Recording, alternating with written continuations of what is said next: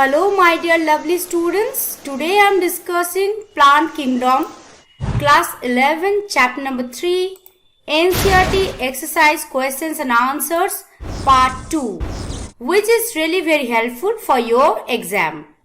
Welcome back once again in your biology class. This is Nowsin and you are watching your most favorite channel, Educational Support. So my dear lovely students, are you ready to crack your exam? So let's get started. Question number 7 is, what is heterospore? Briefly comment on its significance. Give 2 examples. So heterospore is a phenomenon in which 2 kinds of spores are grown by the same plant. And these spores differ in size. The size one, smaller one is known as microspore and the larger one is known as megaspore. So the importance or significance of heterospore is the microspore germinates to form the male gametophytes and the megaspore germinates to form the female gametophyte. The male gametophyte releases the male gametes and this reaches the female gametophyte to use with the egg. The development of the zygote takes place inside the female gametophyte. This retention and germination of the megaspore within the megasporangium ensures proper development of the zygote. So the zygote develops into the future sporophyte. The evolution of the seed habit is related to the retention of the megaspore, and heterospore is thus considered an important step in evolution as it is a precursor to the seed habit. So heterospore involved first in pteridophytes such as Selaginella and Salvinia. Question number 8 is, explain briefly the following terms with suitable examples. Protonema, Antheridium, Archegonium, Diplontic, Sporophyll and Isogamy. So in Protonema, it is a green, branched and frequently filamentous stage. It is a haploid, independent, gametophytic stage in the life cycle of mosses, produced from spores and give rise to new plants. For example, Funaria, Polytrichum and Sphagnum. Next is Antheridium. So it is a multicellular jacketed male sex organ in bryophytes and pteridophytes. Produces biflagellate antherozoites, for example, Merchantia. Next is Archegonium. So Archegonium is a multicellular jacketed flax-shaped female sex organ. It has neck, solo and venter and produces a single female gamete called egg. For example, bryophytes, pteridophytes and gymnosperm. Next is Diplontic. So Diplontic in life cycle in which dominant free living phase is diploid and germinating haploid gametes. For example, Sargassum. In Sporophyll, actually the sporophyll is a leaf that bears sporangia. They may be microsporophyll or megasporophyll. Sporophyll aggregate to form cones or strobili. For example, sporophyll of fern, microsporophyll and megasporophyll of Selaginella. Next, number 6 is isogamy. So it is the fusion of 2 gametes that have similar structure. For example, Chlamydomonas, Ectocarpus, Ulothrix, etc.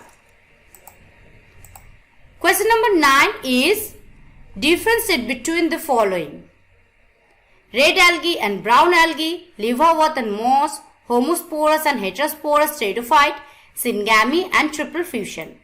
So here I am presenting the difference between brown algae and the red algae. In brown algae, chlorophyll A, C are present, but in red algae, chlorophyll A and D present. In brown algae, stored food mannitol and laminarin, but in red algae stored food is floridium and starch. In brown algae, cell wall is made up of cellulose, but in red algae, cell wall is made up of cellulose, pectin, polysulfates, esters, etc. In brown algae, unequal flagella are present, but in red algae, flagella are absent. Next, I am presenting difference between liverwort and moss. In liverwort, gametophyte consists of single stage, but in moss, gametophyte consists of two stages. In liverwort, asexual reproduction is by fragmentation of thalli, but in moss, asexual reproduction is by fragmentation and budding in secondary protonema. In liverwort, rhizoids are absent. You know that. But in moss, rhizoids are present. The examples of rhizoid is Funaria. The example of liverwort is Marchantia.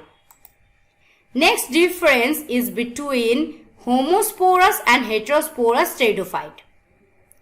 So, in homosporous, all spores produced of similar kits or in similar kinds. In heterosporous pteridophyte, two kinds of spores, macro and microspores, are produced.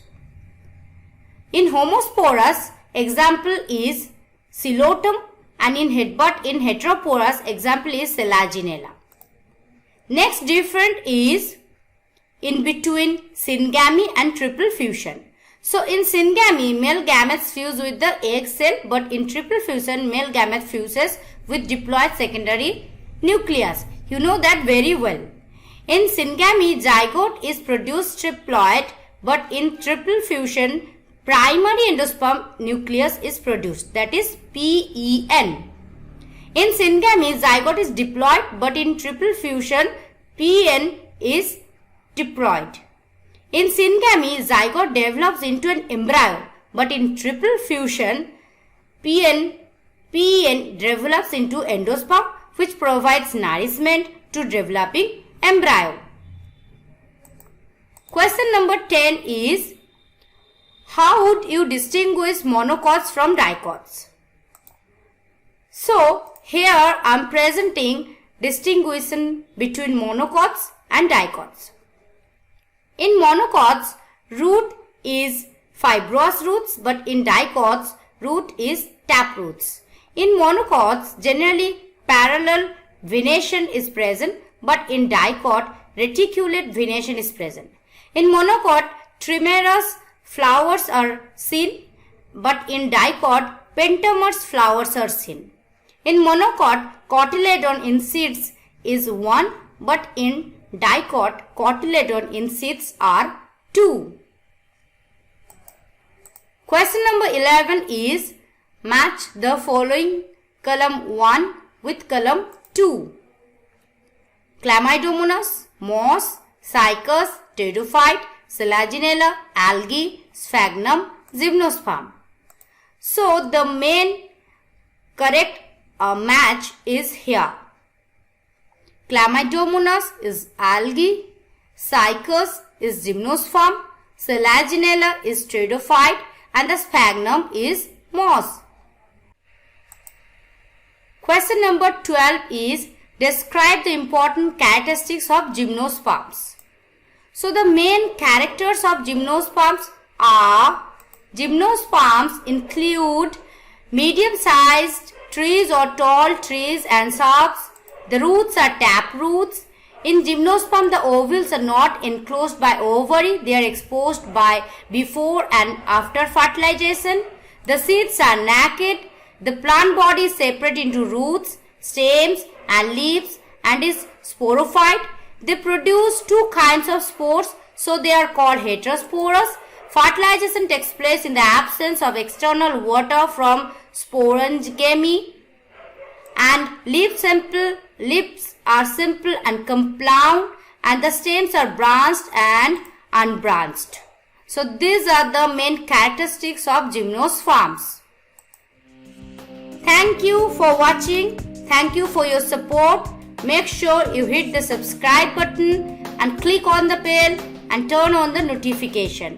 So tata, bye bye. See you in the next video.